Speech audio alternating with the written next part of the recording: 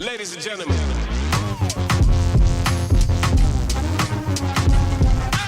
And 3, 2, 1. Welcome back.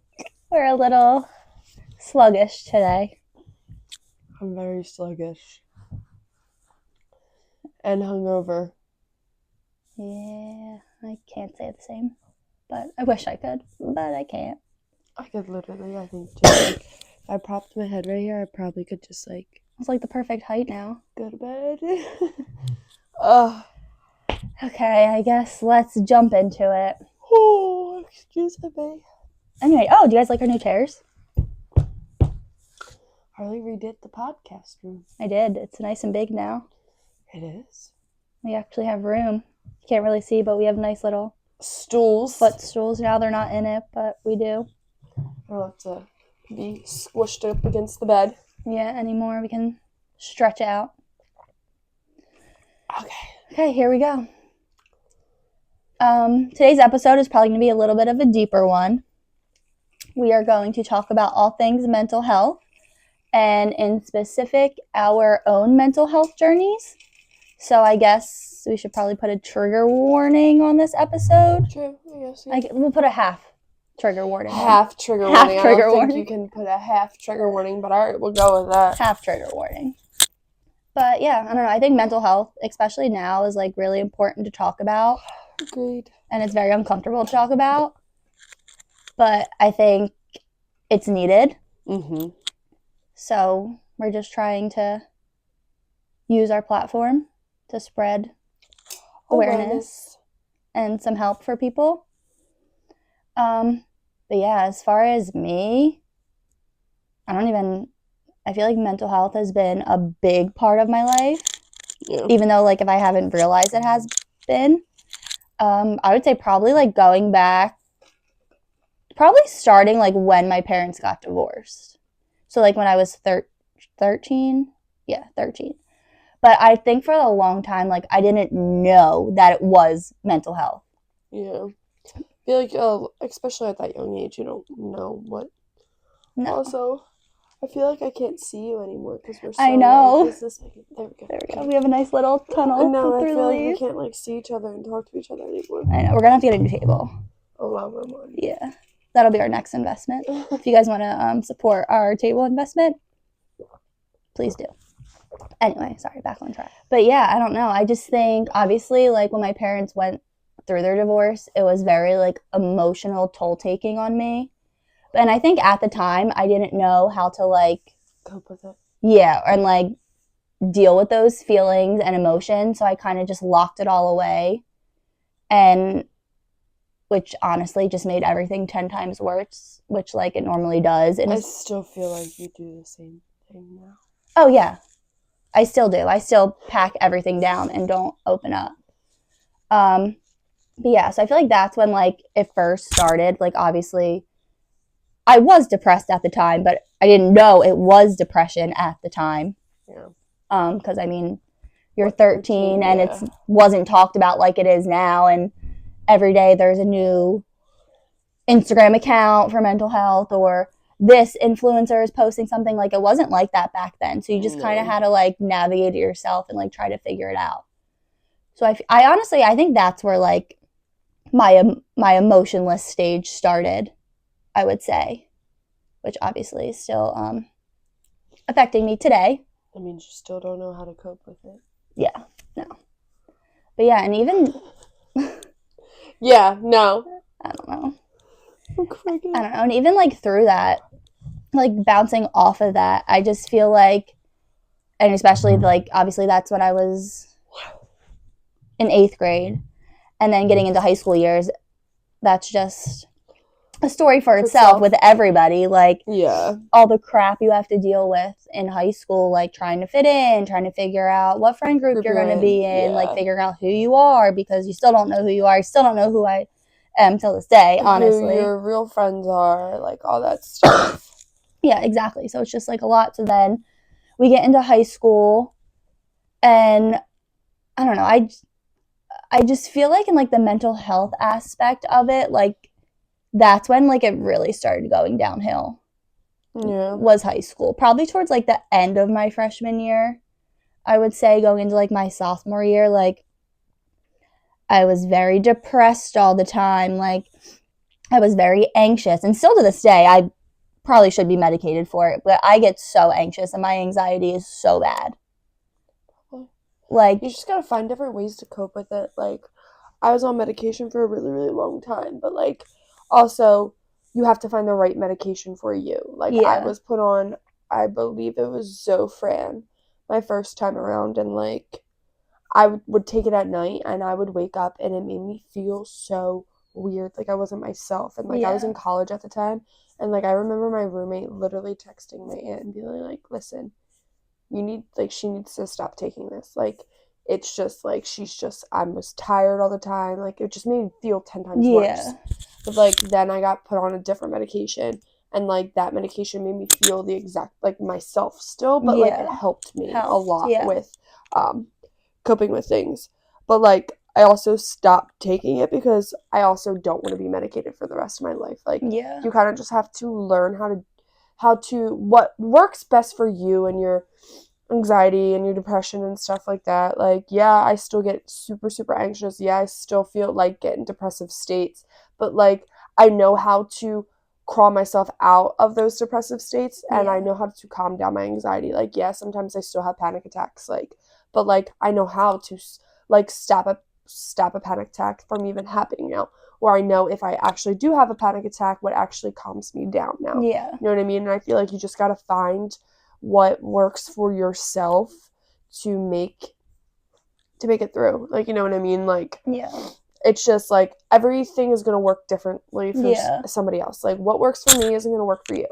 What works for you couldn't work for me. So it's just like finding the right techniques, like, really gets your mind, like, get your mindset right. Like, I know a lot of people like meditate because that calms their anxiety down. Like, meditation, like yoga, like working out, like, is a like anxiety like reducer, stress reducer, like all that stuff. Like, finding like a hobby, like something like that, like, could cause like your anxiety. Like, I know, like, me, like, this week, I will tell you, I was the most anxious I've ever been in a really, really long time.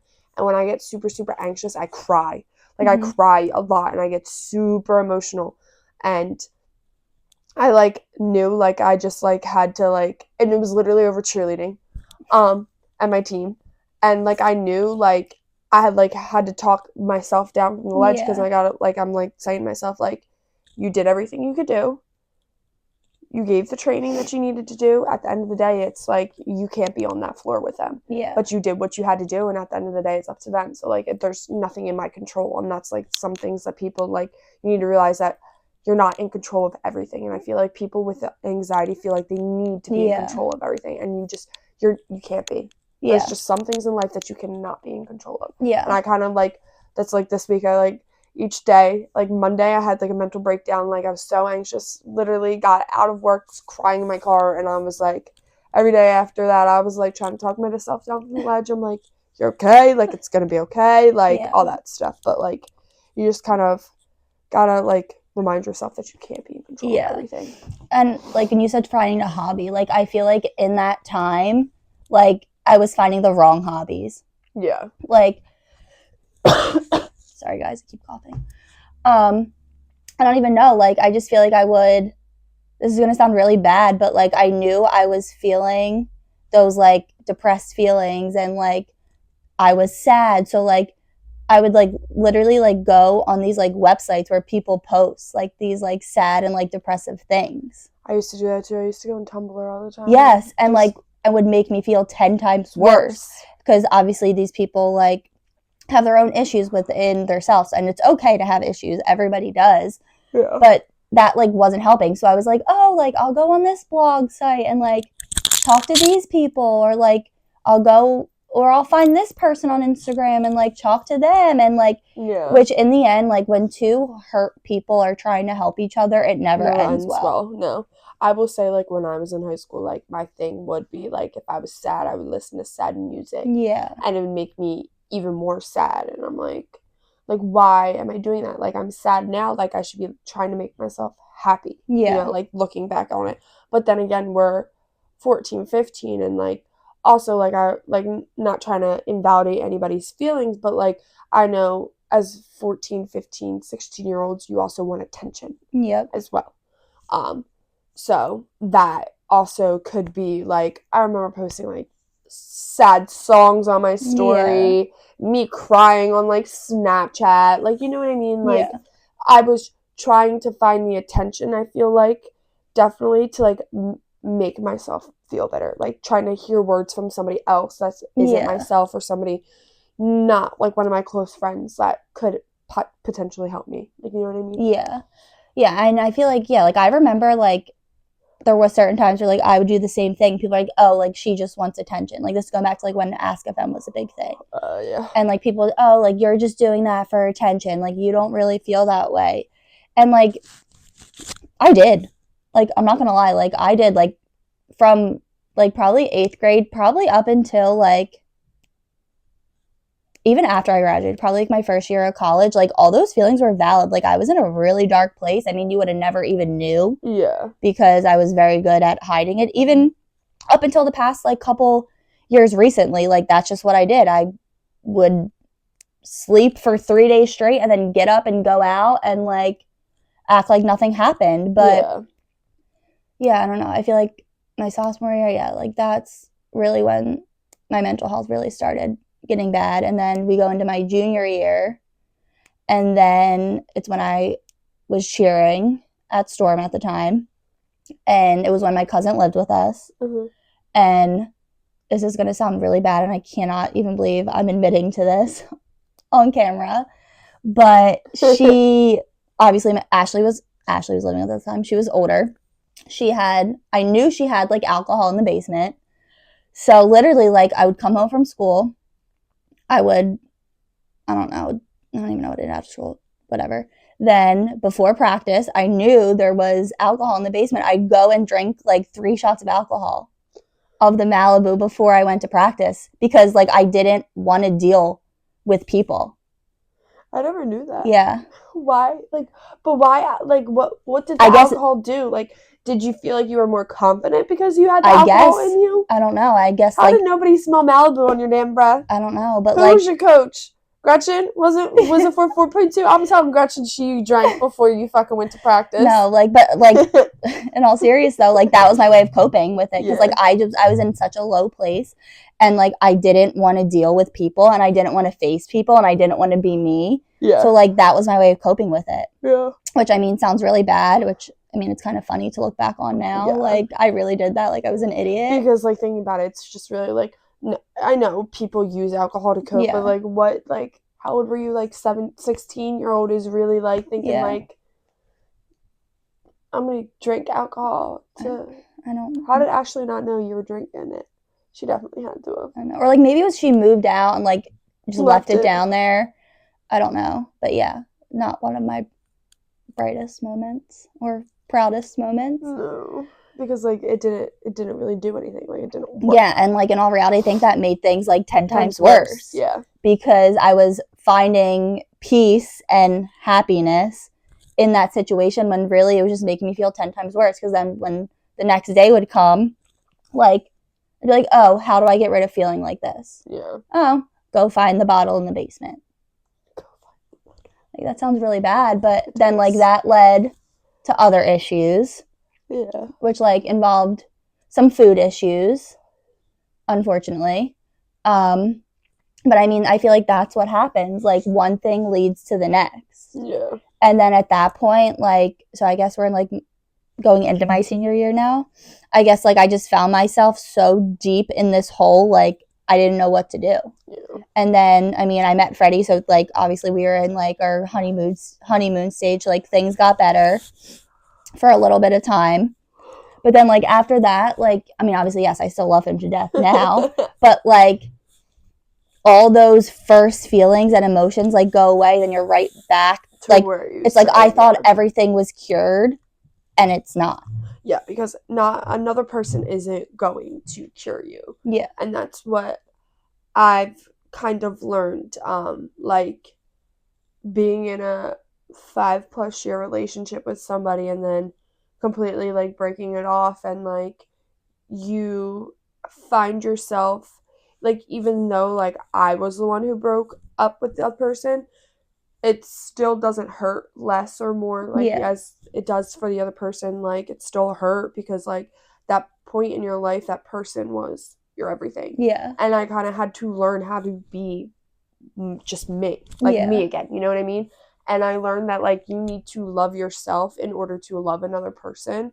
And I feel like, yeah, I went wild and whatever, but, like, I feel like I learned who I really truly was and what I truly wanted in my life and in my relationships and, like, my following relationship. So I feel like that really helped because, like, with Nico, like, I was always one to be pushed over when it came to guys. Mm-hmm. And I feel like when it came to, like, me and Nico started dating, like, I, like, kind of, like, laid down the law because I didn't want what happened in previous relationships to happen again, because it's just, like, it's a repetitive cycle, and it gets, that's when you start losing yourself, when those cycles are like that. And I mean, I'm not gonna lie, at one point in our relationship, like, I did start to lose myself between me and Nico. Like, I felt like I was just, like, it was just, like, Marissa and Nico, and I wasn't my own person. Yeah. But I feel like also when you are with somebody, that's your partner, you two are together.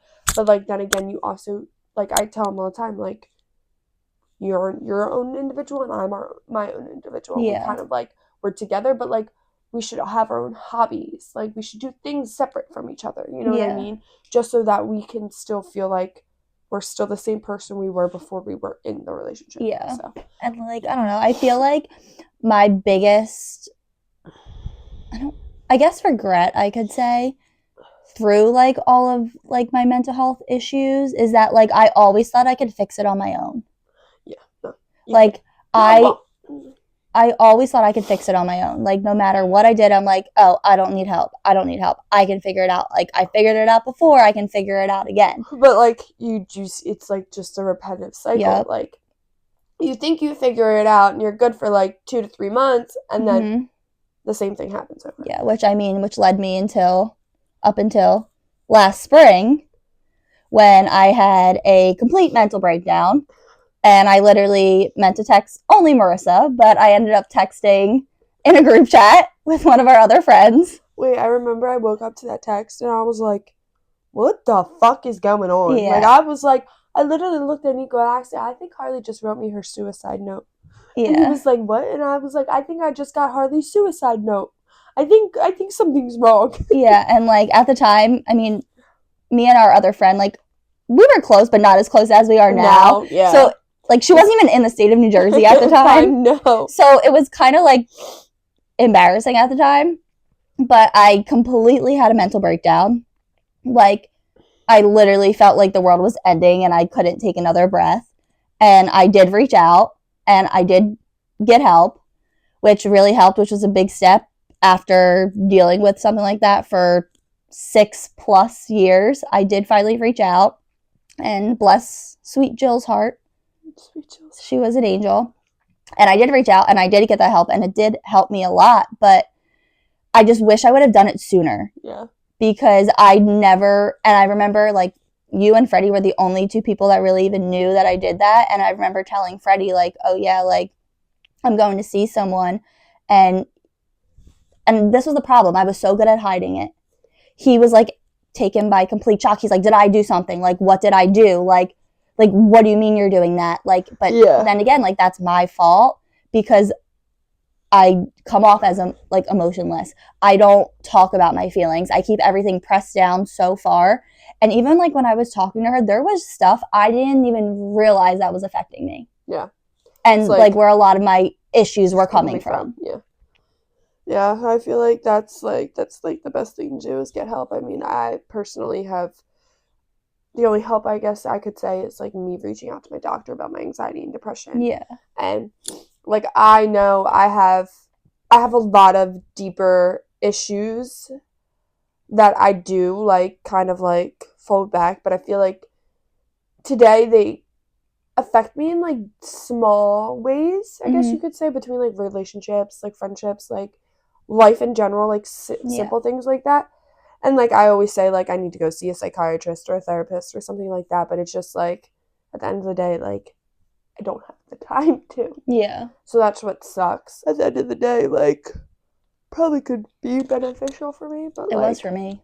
And I was so against it for the longest time. Oh, I know you were. I was so Fucking against it. Me. I was like, no, like, I'm not doing it. I'm not doing it. I'm not doing it. And then I finally just reached that point. Yeah. Where, like, I could not continue on anymore. And I can't stop fucking yawning. I'm sorry. I did it. And it was probably one of the best things I could have ever done. Because I don't think I've ever, well, one, I was never even truly felt like myself for I don't even know how long. Probably as long as I've known you. I will have to say, though, like, you do try to talk about your feelings a little bit better. I will say that, but still, like, I still feel like you're still sometimes, like, can be, like, you don't just show your emotions. And, like, at the end of the day, like, we're all human. We have emotions. Like, if you have those emotions, express them. Yeah. And I feel like that's what I've learned, too, because I'm always the type to sit back and not say anything. Mm-hmm. But I've learned over the past couple years that sitting back and me not saying anything and me being upset about something or angry about something is never going to get me anywhere in life. And I feel like last year, like, with work and stuff, like, I finally spoke up and, like, told people how I felt personally about everything, about what was making me feel, like, unhappy and not wanting to be there, basically. And, like, at the end of the day, they, like, sat there and, like, they validated my feelings and they apologized and stuff like that. And, like, at the end of the day, that's, like, you need to do what's best for you, not what's going to hurt somebody else's feelings. I feel like that was my thing for the longest time is, like, I didn't want to, like, express or reach out or say I needed help because I feel like people weren't going to validate those feelings. Yeah. And it was just going to be like, no, like, you're just being dramatic. Yeah. And I feel like everybody thinks people are dramatic, but whatever. But I guess me. Yep. I feel like shit hit the fan for me. Like, hit the fan hard in my sophomore year of high school. That's when my mom told us that she was on drugs and she went away. I'll never forget when you texted me. I was working at Ristelli's at the time. I literally, like... I will never forget the day. I literally had a showcase that day. I literally looked at whoever's... I was like, I need to leave. Yeah, and they wanted to send her to California at first. I'm like, across the country. And then they sent her to Ohio, but she was... Colorado, and she was back in fucking a week and a half, so... But, I feel like that's when shit really hit the fan, because, like, we had just, not even, like, few years prior to that, like, my dad lost the house, like, completely left, like, we lived with my grandma, lived with my aunt, my mom got her inheritance early to buy a house, because my mom was a stay-at-home mom, so my mom had nothing, like, nothing, and, she really made sure, like, us kids still got everything that we needed, and, like, all that stuff. And, like, she started her own business, and, like, cleaning houses with other people. But I feel like that's when shit kind of, like, hit the fan, because I was just, like, I was beside myself, because I was like, because a few years prior to that, we found out my dad was on whatever. But, like, how could you go and do the same thing that he just did when you sat there, talked shit, all this stuff, but she did it 10 times worse, I feel like. Because, one, it was way harder of a drug. 2, she was very, very much addicted to it. And 3, she just didn't really...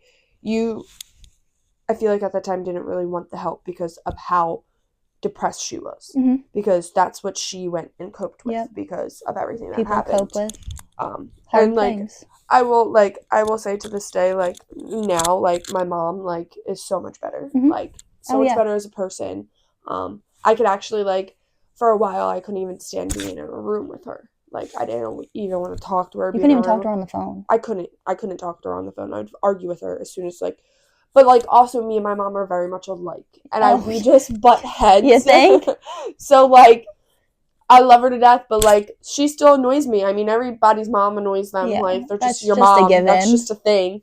So, like, we just butt heads all the time. And, like, I feel like when everything first started happening, I didn't know how to feel, because it all just happened super fast. And I was like, 15, 16 years old, and I'm like sitting here like, what the fuck is happening right now? Like, my life literally just got flipped upside down. Like, I don't even know how to feel, and I feel like I did like stupid shit, and I feel like I coped with things when I was younger with alcohol and boys. That was my coping mechanism, was alcohol and boys.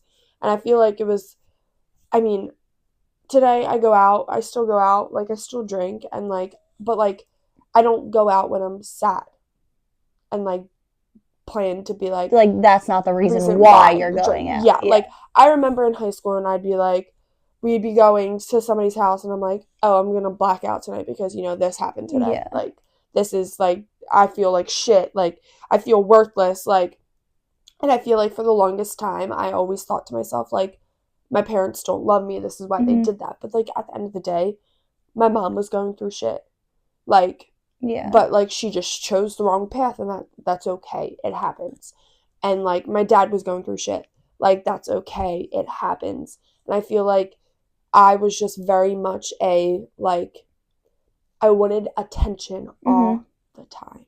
Because I feel like a lot of people do that because your parents were dealing with their own issues and I weren't giving you that attention, so you had to go to other places to get it. And that was which I think happens all the time. I think that was my thing. Like, I wanted attention so bad, or just to feel like loved, even though I knew I was loved, so bad. Like, I know, like, when I moved in with my aunt, like, it was kind of like a whirlwind for me, I guess you could say, because my aunt never had a teenager before, so it was like me, and never had, so it was just, I had a lot more rules. Like, Lauren really didn't go out very much. Like, she had her core group of friends, and they didn't like do anything, so like, I had rules, and like, my parents were lenient with us, but like, also like, we knew when to push boundaries.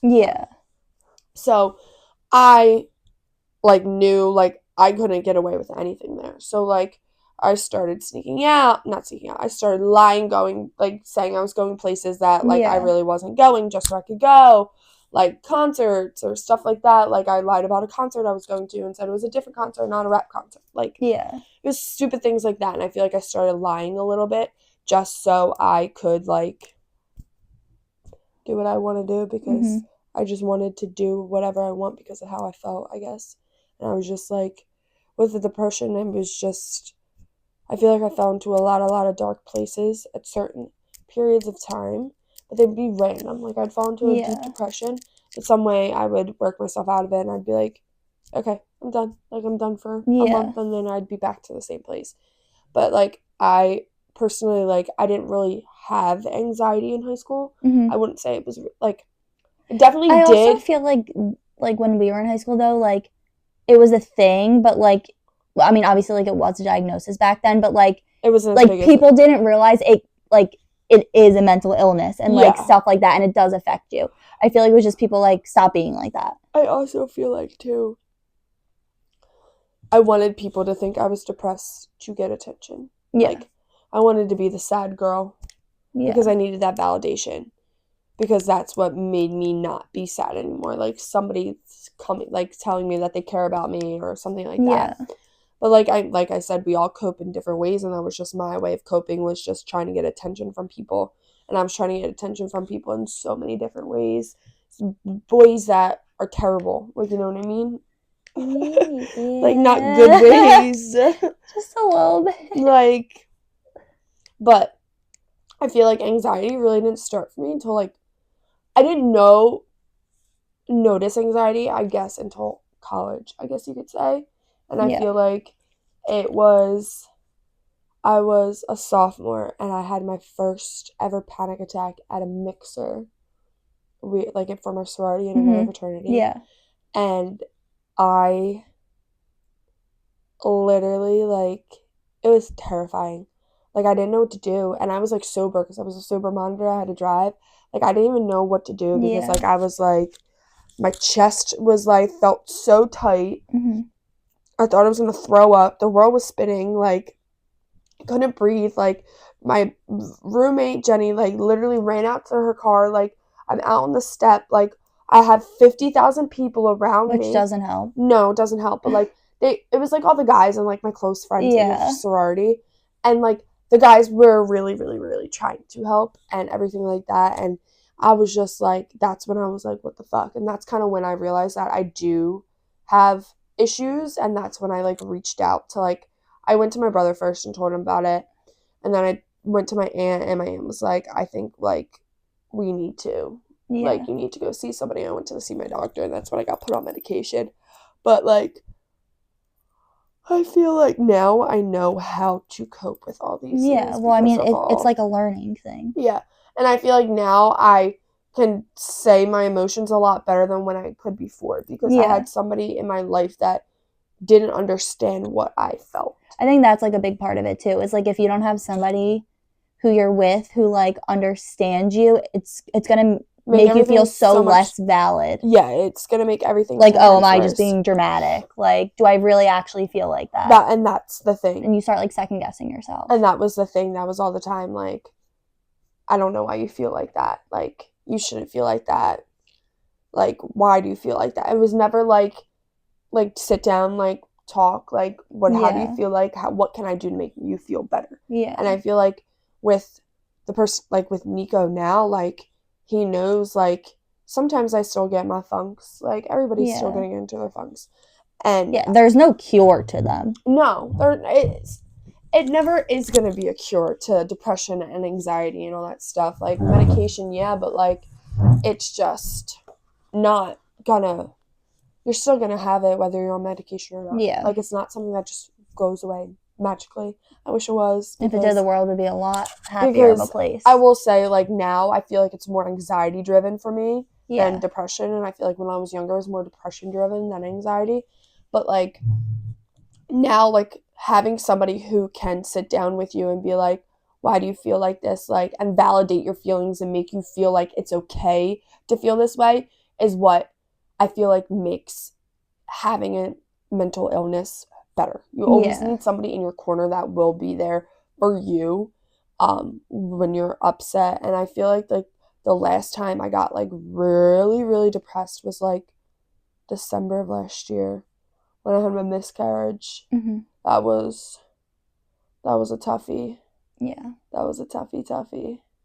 That was hard, but you know, I got up and I still... Yeah, I mean, that's just like what you have to do, unfortunately, because like the world keeps going. Like, you just have to find ways that like work for you to deal with it. Yeah, and I mean, like, yeah, I laid in bed and cried for a couple days and like let it all out, and like I didn't go to work because obviously like stuff was happening with my body, but like being able to know that I was in a depressive state and to know what to do to make me get out of that and not fall deeper into it was definitely something that he helped with, and just myself helped with, because I knew what I needed to do to not go back into those deep dark ways that I was like in high school. Like I remember I would take melatonin at like 5 o'clock at night because I just didn't want to be awake. Like I just didn't want to be awake. Like I just wanted to be dead to the world. So I would take melatonin at 5 o'clock that night, and I would sleep until I had to get up for school. And like that's scary that somebody could sleep that fucking long. Yeah. Like it's not healthy. It's like it just wasn't normal. I feel like. And I feel like also like a big thing is like, I know people always say like surround yourself with good people, but like I really think that's a big part of it. No, and I think like I've realized that like probably within like the past like 3 years, now that we have like a set group like of our friends, like, and I feel like that's really important, is to have like a good group of people around you. I will have to say, like the group of friends I had in high school, I could tell you right now, I don't talk to any of them. Yeah. Don't talk to any of them on the daily basis. Like the only people, like all the people that I have had in my circle since have been people I have met so onward after high school, except one person that I'm still super close with from high school, but I've been close with her since I was 5 years old. So like it's that really, really shows like when you have a good core group of people who would do anything for you, really, really helps you, because you can know like you can go to them whenever you need it. Like they would drop whatever they're doing to come help you or come do whatever you need them to do. And I feel like that's what really is what. And I feel like even when I sent you and like Sienna that big message, like in a way, like I feel like that brought me like all the three of us a lot closer. Yeah. Like not that I like, but like I said, like I'm a big believer in quotes. Like everything happens for a reason. If it's meant to be, like it's meant to be. And not that I wanted to send my life-ending, what I thought text message to them. Like in a way, like it was so relieving to know that even though like I was friends with this girl and like I knew her and like we weren't like close, but like just the fact that she was like whatever you need, like I'm right here, like meant a lot. Yeah, and I feel like that's just how it always should be with your friends. I feel like Yeah. Also we're too old to have fake friends nowadays. Yeah. But no, I feel like you just gotta roll with the punches. I feel like you gotta find what works best for you, and that's really at the end of the day, it's. And if something doesn't work, try something else. There's plenty of things out there. So many things out there. I mean, not bad things though. Like positive things, definitely. Yeah. There's so many things to like. You might get your mind off it. Like, I will say, like, yes, I love cheerleading. Yes, I love coaching, but sometimes cheerleading causes my anxiety. Oh yeah. But then at the end of the day, cheerleading is also my outlet from anxiety at the same time. If that makes any sense at all. No, it does. Well, I think for me it does because I go through the same thing with it. Love-hate relationship. And like when I was younger, cheerleading was my outlet to like I could walk into the gym and I could just like everything that's bothering me, worrying me, like being sad, like just went away because I was doing something that I truly, truly loved. Yeah. And I think that's like, I feel like that is also the sport, like that's just the type of sport it is. Yeah. I also think like even now, like I think it's important to have, obviously like you can't do sports anymore, but like I still think it is very important to have that hobby or a hobby. Like I know like people I know like she goes golfing every Monday with people she works with, like, and like that's her thing she does, like that works for her, like gets her mind off of everything. So I think like that's really important too. You just gotta find something you like even playing a damn video game, like if that gets you out of the world for a little bit, then do it. Like simple as that. And I know when I was like making the sign, like that was like a thing, even though it was so stressful and it was a pain in the ass, but like I knew like every day after work I just came in here, put the TV on and did that, and like it was fun. Yeah, and I feel like I've been making bows recently and like I literally said to my boss, and I was like, this is just peaceful. Like this is so peaceful, like just to do. And like I would be at work, I'd go into like the radar room, get my stuff, like my little situation all set up, and I would put on my show on my phone and I would just make bows, and I could literally sit there for hours making bows. But then my back starts hurting because I'm fucking old and I can't do it anymore. But it's like that's just like a simple hobby that like gets your mind off of something, like painting. Even though I fucking suck at painting. Marissa's not the arts and craft girly. I suck at it. And I don't know why, because my mom's so artsy craftsy.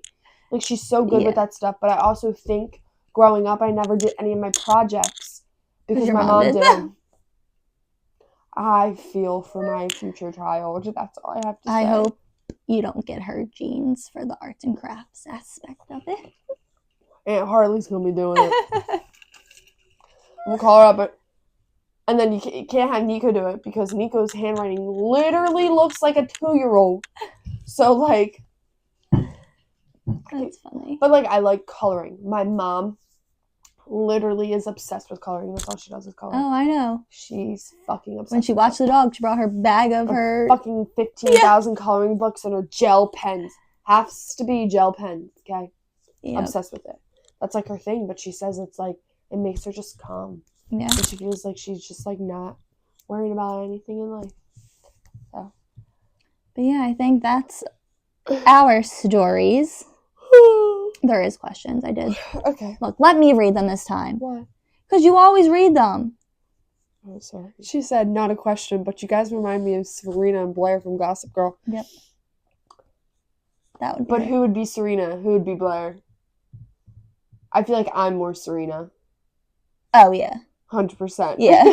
Yeah. Yeah. You're definitely Blair. Oh, yeah. 100%. Question number 1. from Devin. Favorite family holiday traditions? I think mine would be, it's not really family, but I mean, it kind of became family, how like all of our friends come to my house Christmas Eve. I do really like that, which we literally just started it because our one friend like didn't do anything on Christmas Eve and their family just came over. That's the year I started living with you guys. Yeah, and then it just kind of turned into like a big thing. So I do like that, and that's like something I feel like all of us look forward to every year, which is fun. I would say probably me and my cousins always getting matching pajamas. Like, I feel like that just like that's a good one too. We always get them Christmas Eve and we wear them, and like it's just, I don't know, I like it because I think it's cute. But like also I love our Christmas Eve tradition of like the 7 fishes. Mm-hmm. But like we're starting a new tradition this year. Like we're doing a white elephant with them. So like with everybody. And I said, oh, I'm gonna get a bunny gift. Bunny gift. I can't wait. So that's good. Yeah, that's really good. I mean, I do a lot of other ones, but that's like Christmas Eve. I feel like also for like one. Italians is like the big holiday. Yeah. Compared to everybody else, like Christmas. I will like have to say like last year going to Nico's family's house for Christmas, we never really did anything for Christmas ever. We do Christmas morning breakfast and that's it. But we years and years ago when my Aunt Lynn and my Uncle Ron were alive, we used to go to their house Christmas dinner, and we'd have escargot soup and like all this like all the good food, but like as people started moving away and stuff, like the tradition just died. Yeah. But Nico's family, like they play games, like you win prizes, like his aunts, so like anywhere, like any family party, there's a game involved. Like his sister's graduation party, it was like Halloween themed because she's obsessed with Halloween. Yeah. And there was like a game, and then there was a prize, and there's always like guess how many like candy corn were in the jar, or like we played this game where you had the ball in the box and you had to move your hips to get the ball back into the box, and like if you did it, you won a prize, and like it was fun. It's like stuff like that I thought like was really cool that they have. Maybe I'll be starting a new tradition this year because I'm having Thanksgiving here with Freddie's family. So maybe that'll be a new tradition if it's not a disaster. Sure. Because I can't cook. Oh, Lord. Heaven or mercy. Yeah. You have to cook everything? Well, we were talking about it in the group chat. And I kind of said it that I can't cook without saying it. I said, I'm really good at buying things if you want to send me a list and I'll go pick up everything. Because I can't cook. I don't know what I'm going to have to like cater it. I don't know. I can't cook. I don't know. A little stressed about it. You gonna be having a burn. And I'm not going to be home before it because we're going to Ashley's at 3. And I have to be back here by 6. So hopefully the dogs don't tear my house apart. It's going to be a disaster. You better lock them fuckers away. Yeah, I know. Okay, on to the next question, our last question. Craziest things your friend group has done, from Anonymous. Crazy. They like to get in fights a lot. They do. They do like to get in fights a lot. But like craziest thing, I couldn't even tell you. I don't even know. I feel like just everything involves fighting, like the Pong tournament here, fighting. Pong tournament down the shore, fighting. But like they fight each other, which is the fucking stupid thing. And then they're friends 5 seconds. I mean, I guess like without everybody, I guess we could say the craziest thing like we've done was driving to New Orleans. Yeah, like our girlfriend definitely was that. I feel like that's really it though. We're not that exciting unless it involves fighting. Yeah. That sounds so bad to say. They just get drunk and then they, you know how you get like drunk balls? Yeah. Yeah, they do. A lot all the time. But yeah, I think that's a wrap on this episode. Yeah. Ask us questions. Follow us on everything. YouTube, Spotify, Apple Podcasts, TikTok, Instagram. I'm going to go home now and take a fat ass nap if you wanted to know. Not me. I get to go work. Well, we love you. And who even knew blondes had thoughts? Bye. Ladies and gentlemen.